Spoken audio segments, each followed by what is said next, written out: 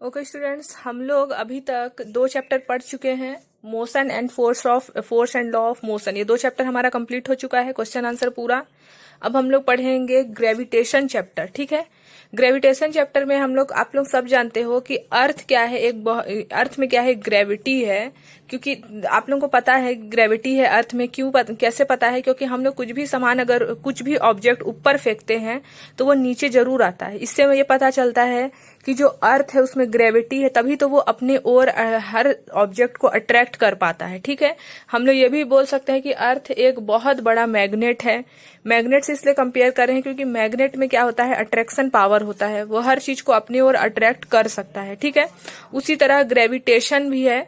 हम लोग जो चैप्टर पढ़ने वाले हैं ग्रेविटेशन, ये एक टाइप का फोर्स है। ठीक है, ग्रेविटेशन क्या है, एक तरह का एक टाइप का फोर्स है, जिसमें क्या होता है, क्या पावर होता है ग्रेविटेशन में, वो हर ऑब्जेक्ट को अपनी ओर क्या कर सकता है, अट्रैक्ट कर सकता है। ठीक है, जैसे कि हम लोग जानते हैं कि अर्थ एक बहुत बड़ा साइज का, अर्थ क्या है, बहुत बड़ा साइज है जिस अर्थ में, जिसमें हम लोग सब रहते हैं। ठीक है, इसमें हर तरह की चीजें, हम लोग हैं, पेड़ पौधे हैं, है ना, घर है, हर चीज है। इसका मास बहुत ज्यादा होता है, अर्थ का जो मास है वो बहुत ज्यादा होता है, इसलिए इसका अट्रैक्शन पावर भी बहुत ज्यादा है। ठीक है, हर चीज में आप लोगों का ग्रेविटेशन पावर होता है, हर चीज में अट्रैक्शन पावर होता है, ग्रेविटेशनल फोर्स होता है, जिस चीज में भी मास हो, यानी कि मास डिपेंड करता है ग्रेविटेशन में। ठीक है, यानी कि हम लोग कह सकते हैं हर वो ऑब्जेक्ट जिसके पास मास हो वो ग्रेविटेशनल फोर्स लगाता है। हम लोग में भी ग्रेविटेशन फोर्स है, हम लोग में भी अट्रैक्शन पावर है, लेकिन हमारा जो मास है वो बहुत कम होता है, इसलिए हम लोग वो फील नहीं कर पाते हैं। ठीक है, और अर्थ का जो ग्रेविटेशन पावर है वो सबसे ज्यादा है। ठीक है, अर्थ में सबसे ज्यादा ग्रेविटेशन पावर किसका है, अर्थ का ही है, इसलिए हर ऑब्जेक्ट को वो अपनी ओर अट्रैक्ट कर पाता है। किसी भी चीज को हम लोग ऊपर फेंकते हैं तो वो नीचे जरूर आता है। ठीक है, जैसे ये पेन ही है, मैं ऊपर फेंकूंगी तो भी वो नीचे ही जाएगा। क्यों? क्योंकि अर्थ का ग्रेविटेशन पावर बहुत ज्यादा है। ठीक है, अब हम लोग देख लेते हैं ग्रेविटेशन का ही कुछ कॉन्सेप्ट। ग्रेविटेशन फोर्स को देख लेते हैं। अगर हम लोग कोई सा भी 2 ऑब्जेक्ट ले लेते हैं, जिसका मास ले लेते हैं m1 और m2, और उसका डिस्टेंस कितना है, उस मास का डिस्टेंस d रख लेते हैं। ठीक है, मास का जो डिस्टेंस है, दूरी, वो कितना है, d है, और दोनों ही फोर्स लगा रहा है अपोजिट डायरेक्शन में। हम लोग थर्ड लॉ ऑफ मोशन पढ़ चुके हैं चैप्टर 5 में, force and law of motion में। उसमें दोनों ही ऑब्जेक्ट एक दूसरे पे क्या लगा रहा है, फोर्स है, डिस्टेंस दी है, 2 मास है m1 एंड m2। तो हम लोग इस टाइप को कैसे लिख सकते हैं, फोर्स लगा रहा है दोनों ही, इसलिए F लिख लिए, और दोनों में ही ग्रेविटेशन पावर है। ठीक है, इसलिए G लिख लिए, और क्या बोलते हैं, ये जो दोनों आपका ऑब्जेक्ट है उसको m1 into m2 upon d square, क्योंकि दोनों ही एक दूसरे पे फोर्स लगा रहा है, ये d इस पे फोर्स लगा रहा है, सॉरी d दोनों का डिस्टेंस है दोनों के लिए, इसलिए d स्क्वायर। ठीक है, तो ये हमारा फोर्स का फॉर्मूला बन गया, G m1 into m2 upon d square. ये इसको हम लोग बोलते हैं, इस फॉर्मूला को बोलते हैं universal gravitational law. Universal gravitational law का फॉर्मूला क्या है, कोई पूछा तो आप लोग लिख सकते हो F is equal to G m1 into m2 upon d square, जहां G क्या है, यूनिवर्सल ग्रेविटेशनल कांस्टेंट है, और G की वैल्यू क्या है, 6.673 into 10 to the power -11 newton metre square kg -2। ठीक है, तो फोर्स हम लोग को पता है, जैसे बर्ड जो अर्थ के ऊपर उड़ती है ना, वो भी ग्रेविटेशनल फोर्स की वजह से ही उड़ पाती है और वापस नीचे आ पाती है। ठीक है, motion of moon around sun, जो मून के अराउंड, जो sun, motion of moon around earth. ठीक है, अर्थ है, ये मून है, मून हम लोग सब जानते हैं अर्थ के अराउंड चक्कर लगाता है, तो ये भी किसके कारण हो पाता है, हमारा ग्रेविटेशन के कारण। ठीक है, अट्रैक्शन पावर के कारण। Motion of earth around sun, और देखो मून अर्थ के अराउंड चक्कर लगाता है, रेवोल्वेट करता है, और अर्थ सन के अराउंड, तो ये सब किस वजह से कर पाता है, ग्रेविटेशन के कारण, अट्रैक्शन के कारण। ठीक है, अब इसी से रिलेटेड एक क्वेश्चन देख लेते हैं, इस फॉर्मूला से, ग्रेविटेशनल लॉ से। देख लो, find gravitational force between earth and moon. हम लोग को ग्रेविटेशनल फोर्स फाइंड करना है किसके किसके बीच, अर्थ एंड मून के बीच। तो ये एक अर्थ ले लिए, एक ऑब्जेक्ट ले लिए अर्थ, दूसरा ऑब्जेक्ट ले लिए मून।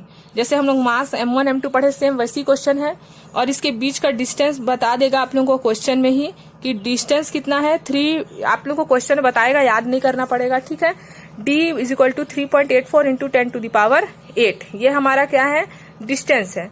ठीक है, मास ऑफ अर्थ भी बता देगा आप लोगों को, मून का जो मास है वो भी बता देगा।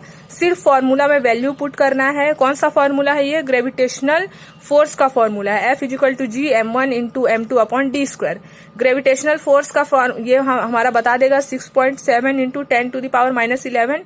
इसको रख दिए G के प्लेस में, m1 का वैल्यू m1 के प्लेस में, m2 का वैल्यू m2 के प्लेस में, D का वैल्यू D के प्लेस में, और यहाँ लगा देंगे d² है इसलिए यहाँ पास स्क्वायर। ठीक है, अब हम लोग जब इसको सॉल्व करेंगे तो हम लोग को मिल जाएगा F का वैल्यू 2.01 × 10⁻20 न्यूटन। ठीक है, तो यानी कि जो मून और अर्थ के बीच में जो फोर्स लग रहा है वो कितना लग रहा है? 2.01 × 10⁻20 न्यूटन का फोर्स लग रहा है। ठीक है, हम लोग चैप्टर 5 में force and law of motion में पढ़ चुके हैं मास इंटू एक्सीलरेशन। फोर्स क्या होता है? मास इंटू एक्सीलरेशन होता है, जिसका प्रोडक्ट होता है। ठीक है, तो force applied by earth of an object, जो फोर्स लगा रहा है अर्थ किसी ऑब्जेक्ट पे, = mass of an object of mass और एक्सीलरेशन ड्यू टू ग्रेविटी पे डिपेंड करता है। ठीक है, तो आप लोग अभी हम लोग पहले पढ़ चुके हैं फोर्स का फॉर्मूला F = ma।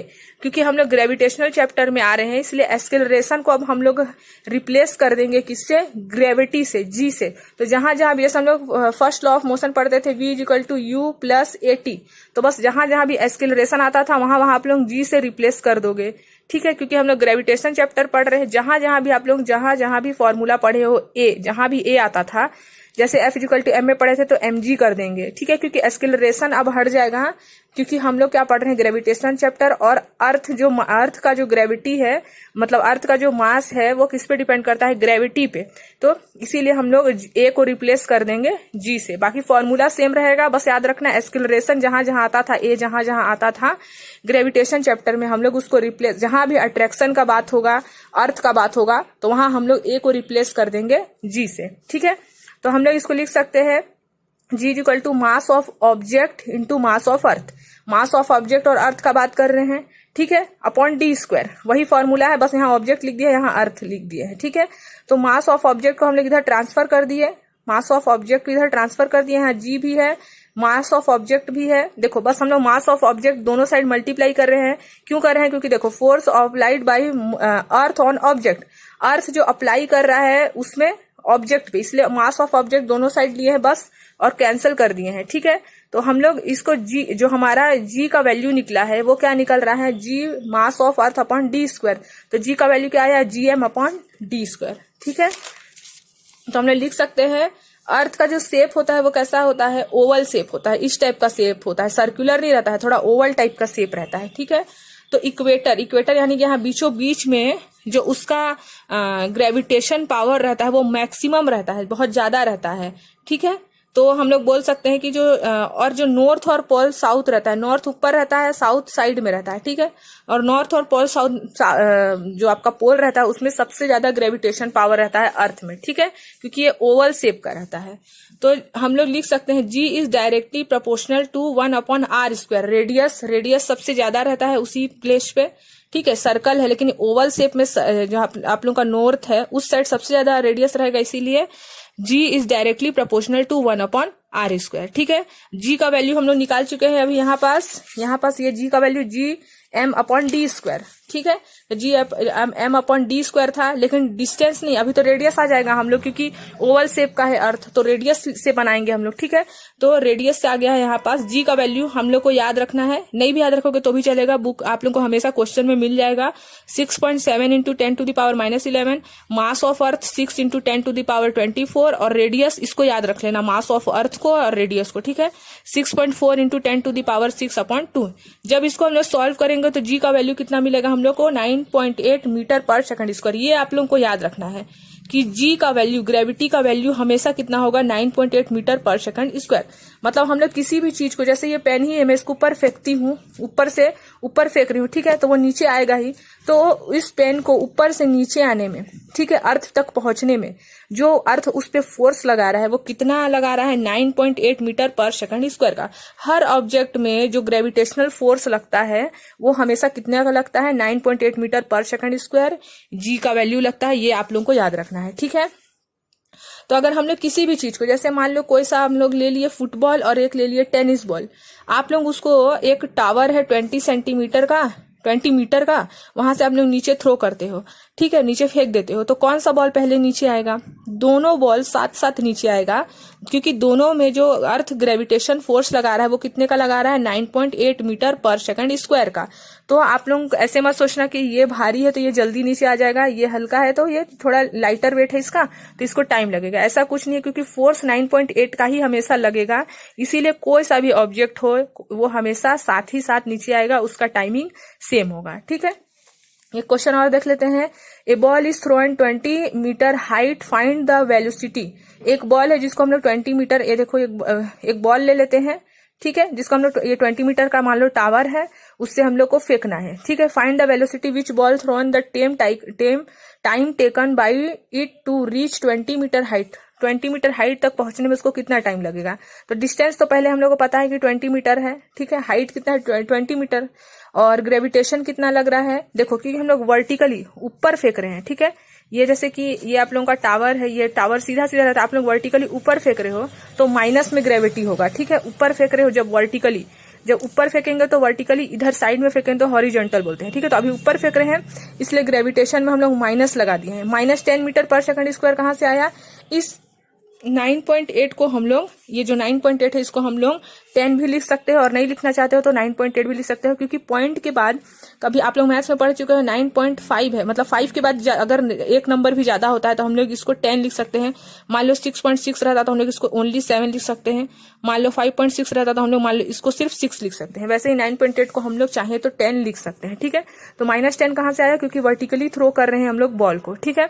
और u का वैल्यू मतलब इनिशियल वेलोसिटी हम लोग को पता नहीं है, वो फाइंड करना है। फाइनल वेलोसिटी तो 0 है, क्योंकि पहुंच के वो वापस आ रहा है, अर्थ नीचे अपने आप अट्रैक्ट कर ले रहा है, इसीलिए 0 हो जाएगा वेलोसिटी, फाइनल वेलोसिटी, क्योंकि वो वहीं रुका नहीं। हम लोग चैप्टर 5 और 4 जो हमारा force and law of motion में पढ़ चुके हैं। अगर नहीं पढ़े हो तो आप लोग प्लेलिस्ट में एक बार जरूर पहले उसको देखिएगा, ठीक है। और हम लोग को क्या फाइंड करना है? टाइम टेकन भी फाइंड करना है। तो पहले हम लोग फर्स्ट लॉ ऑफ मोशन आप लोग को याद होगा, v² = u² + 2as। लेकिन मैं बोली हूँ कि ग्रेविटी का बात हो रहा है, यहाँ पास फोर्स लग रहा है, इसीलिए हम लोग a को रिप्लेस कर देंगे g से, ठीक है। तो आप लोग चाहो तो इसको मैं फर्स्ट लॉ ऑफ मोशन से बनाई हूँ, आप लोग दूसरे वाले 3 लॉ ऑफ मोशन हम लोग पढ़े हैं, ठीक है। उनमें से किसी भी लॉ ऑफ मोशन में आप लोग बना सकते हो, बस ये वैल्यू होना चाहिए। तो जरूरी नहीं है कि मैं इससे बनाऊं तो आप लोग इसी से बनाओ, ठीक है। v का वैल्यू कितना है? 0 है। u का वैल्यू फाइंड करेंगे, 2 का तो 2। g का वैल्यू -10 कहाँ से आया? वर्टिकली थ्रो कर रहे हैं इसीलिए, ठीक है। और s का वैल्यू 20। सॉल्व कर दिए, u² प्लस माइनस इसको सॉल्व किया, 400 आया। अब u² का वैल्यू निकालना है, u² को इधर भेज दिया, 0 से तो कोई मतलब नहीं है, 0 का तो 0 होगा, ठीक है। u² इधर भेज दिए, इधर 400 बचा है। अब इस स्क्वायर को हम लोग इधर भेजेंगे तो रूट लग जाएगा, और 400 का रूट कितना होता है? 20, क्योंकि 20 इंटू 20 क्या होता है? 400, यानी कि इनिशियल वेलोसिटी उसका कितना आया? 20 मीटर पर सेकंड। अब हम लोग को टाइम भी निकालना है। टाइम के लिए formula v = u + 80। Second law of motion हम लोग थर्ड लॉ ऑफ मोशन हम लोग पढ़ चुके हैं, v = u + 80 वाला, ठीक है। फर्स्ट लॉ ऑफ मोशन है ये, ठीक है, और ये वाला थर्ड लॉ ऑफ मोशन था। तो हम लोग ये वाला फॉर्मूला से भी बना सकते हैं, आप लोग चाहे तो सेकंड लॉ ऑफ मोशन से भी बना सकते हो। तो v का वैल्यू तो 0 है, u का वैल्यू अभी निकाल लिए हम लोग, g का वैल्यू -10, वर्टिकली फेंके थे इसीलिए -10 हो गया ग्रेविटी।